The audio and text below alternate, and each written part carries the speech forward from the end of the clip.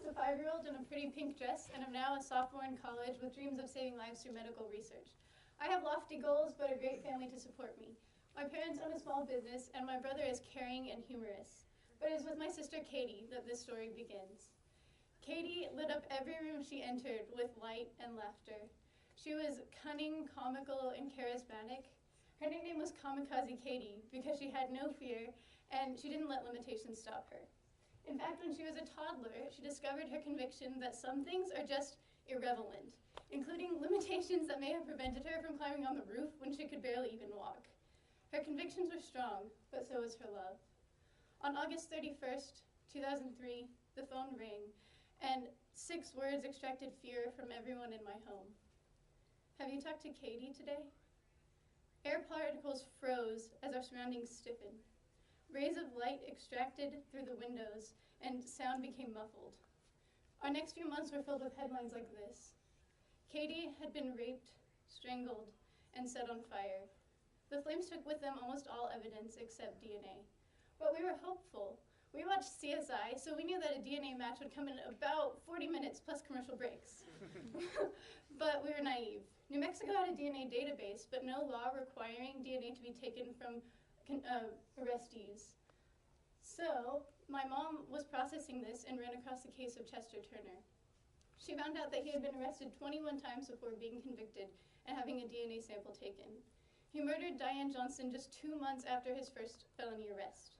He then went on to murder Annette Ernest, Anita Fishman, Regina Washington, Deborah Williams, Mary Edwards, Andrea Triplett, Desiree Jones, Natalie Price, Mildred Beasley, Paula Vance, and Brenda Breeze. If his DNA were taken upon his first arrest, he would have been sentenced for the murder of Johnson and would not have murdered these 11 other women.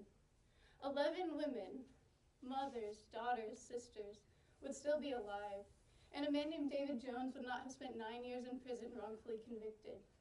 The city of Chicago traced just 8 convicted felons and found that if their DNA had been taken on their first felony arrest, 53 rapes and murders would have been prevented. My family was convinced that legislation was necessary.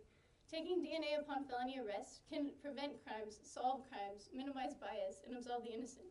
So, in January 2006, Katie's bill was introduced in the New Mexico State Legislature.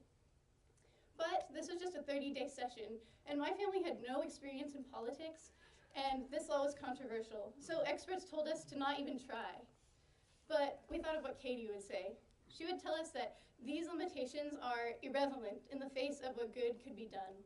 So when I was in 6th grade, I wrote letters to and shook hands with every New Mexico legislator. My family moved to Santa Fe. We were running, talking, just freaking out for a month trying to get this law passed, and on the very last day of the session, it passed.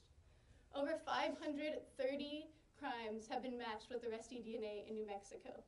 But the passage in my home state was at once a culmination and a beginning. We could not stop there. Katie's law has been passed in 27 states. One of the first states to introduce the law after New Mexico was Nevada in 2007, but it didn't pass. In 2008, Breonna Dennison was raped and murdered. If the law had been passed in 2007, she would still be alive.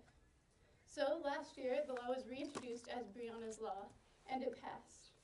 About 1 year ago today, I experienced the most tense moments of my life, yes, even more tense than right now, in the US Supreme Court with oral arguments. In June, Katie's law was upheld.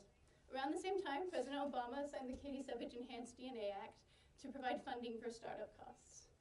With these monumental experiences, I've gained a lot of knowledge, but I've learned that knowledge is nothing without wisdom to guide it. Wisdom that tells me that some knowledge I want to avoid. Like the knowledge that this list of names is a list of victims, of lives that could have been saved but weren't. When I was 9 years old, I learned that death is not earmarked for the old or the unhealthy, and that I can die right now in college. I try to use wisdom to pull myself out of a tunnel vision search for success and knowledge to see the opportunities all around me to change the world now. I have dreams of saving lives through medical research, but I don't need a PhD to do that. I did that in 6th grade, I do it now, and so can you. You can go to DNAsaves.org, or you can pursue your own ideas. I hope you find the knowledge to support them and the wisdom to guide them. Thank you.